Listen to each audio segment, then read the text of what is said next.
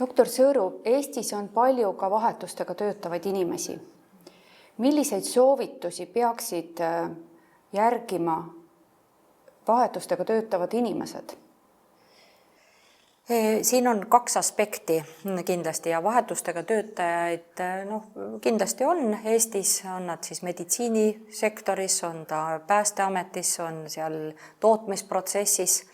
Kõigepealt, millisena on välja töötatud selle töötaja töögraafik, kuivõrd on arvestatud selles nii-öelda väljapuhkamiseks sobivat aega või piisavat aega ja nii-öelda tervise ja biorütmide taastumist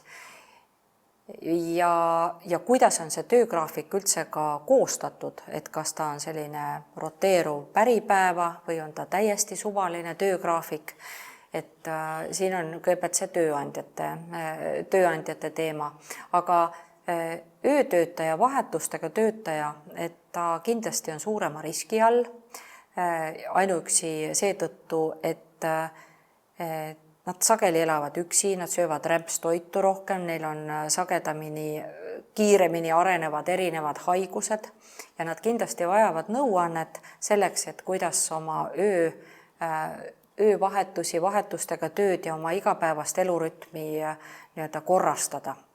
Näiteks, kui inimene läheb õhtul öövalvesse, võiks ta oma treeningu ajastada just enne öövalvet õhtutundidele. Kui inimene teeb normaalset päevastöö, võib ta valida, kas ta tõuseb hommikul varem, teeb oma jooksuringi, eriti sobiv just sellistele varase uneaja häirega inimestele või hommikustele kronotüüpidele või siis teeb treeningut peale tööd.